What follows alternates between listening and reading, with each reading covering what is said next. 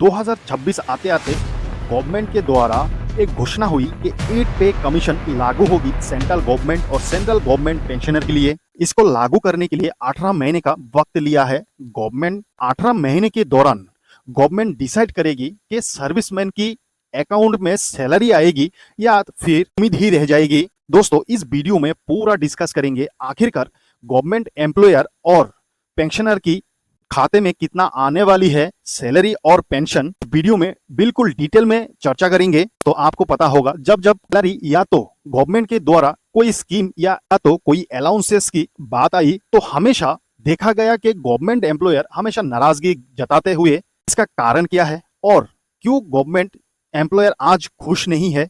चलो सीधे मुद्दे पे आते हैं। 2014 में जब बीजेपी गवर्नमेंट आई, कांग्रेस गवर्नमेंट ने जब कांग्रेस गवर्नमेंट से कुर्सी बीजेपी गवर्नमेंट के हाथ में आई, तब से जब भी सेंट्रल गवर्नमेंट एम्प्लॉयर की खाते में डीए या तो कोई बढ़ोतरी हुई वेतन की, हमेशा देखा गया कि सेंट्रल गवर्नमेंट एम्प्लॉय चुपचाप अपना नाराजगी दिखाते हुए।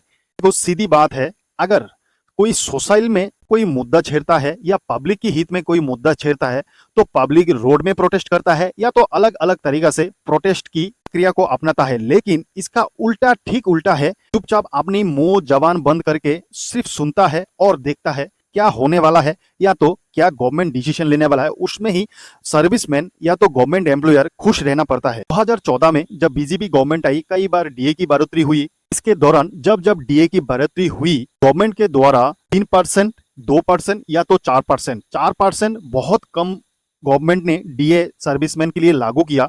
ज्यादातर 3% और 2% ही दिखा गया।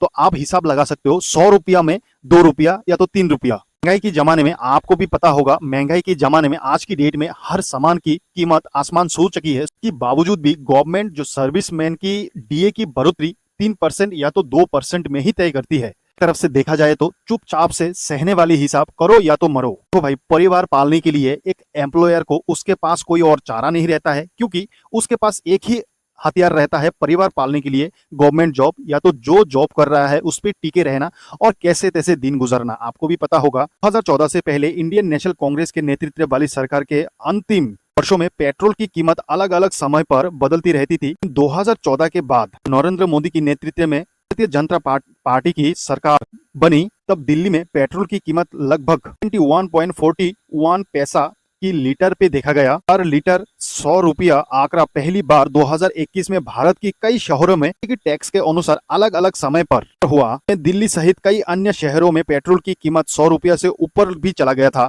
गुड एंड सर्विस टैक्स को 1 जुलाई 2017 को लागू किया गया था। नरेंद्र मोदी के नेतृत्व वाली सरकार में लागू हुआ। लागू होने के बाद पब्लिक के ऊपर क्या असर पड़ा? सकारात्मक और नकारात्मक दोनों प्रभाव पड़ा पब्लिक के ऊपर में। कई अलग अलग टैक्स की जगह में जीएसटी अपना जगह बनाया, जिसके बीच सामान की आवाजाही आसान तो हुई, कुछ सेवाओं और वस्तुओं पर टैक्स की बड़ा भारी भरकम बोझ पड़ा। लोगों ने शुरुआत में अनुपालन और प्रक्रिया को जटिल बनाया। बाद में सरकार ने कई नियमों पर बदलाव किया। जीएसटी की वजह से कुछ सामान और सेवाओं की महंगाई बढ़ी। लोगों की अनुभव है ये कि पिछले कुछ वर्षों में महंगाई की तुलना में उनकी आय या वेतन इतनी तेजी से नहीं बढ़ा, जिसमें घरेलू खर्चा का दबाव पड़ा। ताकि ये स्थिति सभी क्षेत्रों में कार्यों में जैसा नहीं रही। 2014 के लोकसभा चुनाव के पहले नरेंद्र मोदी और भारतीय जनता पार्टी ने महंगाई को एक बड़ा चुनावी मुद्दा बनाया था, पर नियंत्रण का वादा किया था। बीजेपी के 2014 के चुनावी घोषणा पर कहा गया था कि सरकार बनने से पहले पर काबू पाने के लिए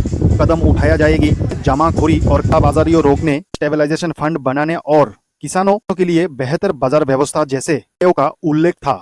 प्रचार के दौरान नरेंद्र मोदी ने कई बार कहा कि महंगाई से आम जनता परेशान है और उनकी सरकार तो को नियंत्रण करने के लिए कोशिश करेगी। बनने के बाद जून 2014 में संसद में भी कहा, I promise to control inflation, we are determined to achieve this target. आपने 2014 के अभियान में महंगाई, रोजगार, भ्रष्टाचार और आर्थिक विकास को लेके प्रमुख मुद्दों को रूप में पेश किया था। ये भी ध्यान में रखना चाहिए कि बात करना और उसके परिणाम का अपकाल करना अलग अलग बातें हैं। 2014 के बाद कुछ अवधियों में महंगाई कम रही, जबकि कुछ समय जैसे कोविड-19 महामारी और रूस युद्ध के दौरान और खाद्य पदार्थों की कमियों को में वृद्धि भी देखने को मिला। ये इस विषय पर अलग अलग राजनीतिक दल और अर्थशास्त्री अलग अलग पलायन करते हैं। 2014 के लोकसभा चुनाव में बीजेपी ने कालीन यूपीए कांग्रेस वाली सरकार की कई मुद्दों पर आलोचना भी की। बीजेपी का कहना था कि कुछ खाद्य पदार्थों, रसोई गैस और ईंधन की बढ़ती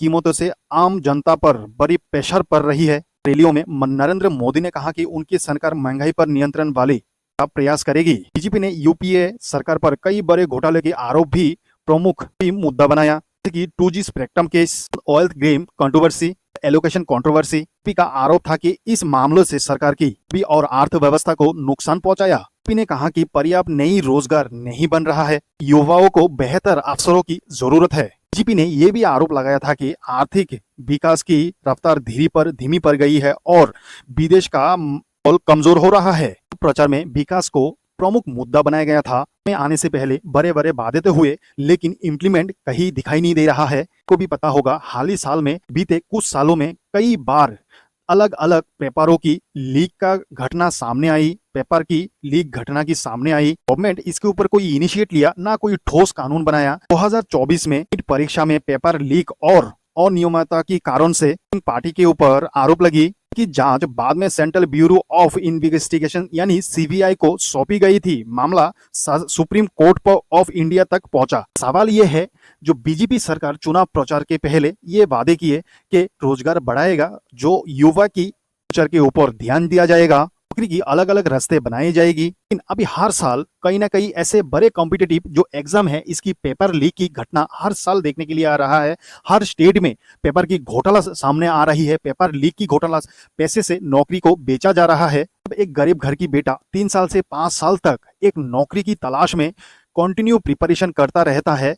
में एग्जाम के बाद देखा जाता है कि पेपर एग्जाम पास किसी ने किया और नौकरी किसी और को मिला। सब मुद्दों पे कोई बात नहीं करता। इन सब मुद्दों पर लेके कोई ठोस कानून नहीं बनता। नेशनल टेस्टिंग एजेंसी के द्वारा परीक्षाओं को लेकर विक्षोभ ने सरकार ने से जवाबदेही की मांग की और परीक्षा प्रणाली में सुधार भी करने की मांग की। ये कहना है कि मोदी सरकार एक्शन नहीं ले रहा है। 2024 में पब्लिक एग्जाम लागू किया गया, जिसका उद्देश्य पेपर लीक और परीक्षा में धोखाधड़ी पर कड़ी सजा का ऐलान करना है। कि विपक्ष और कई छात्र संगठन का है कि ये कमीशनों की बावजूद पेपर लीक की घटनाएं पूरी तरह नहीं रोकी जा सकी। सरकार को जवाबदेही तक शिक्षा प्रणाली को और मजबूत करने की जरूरत है। के ऊपर सरकार ने कितना इम्प्लीमेंटेशन हुआ इस परीक्षा या तो पेपर घोटाला की सरकार को ही पता होगा। तो आपका क्या राय है, कमेंट में जरूर लिखिएगा और वीडियो को शेयर और चैनल को सब्सक्राइब जरूर कर देना है। और एक नेक्स्ट वीडियो में। जय हिंद, जय भारत।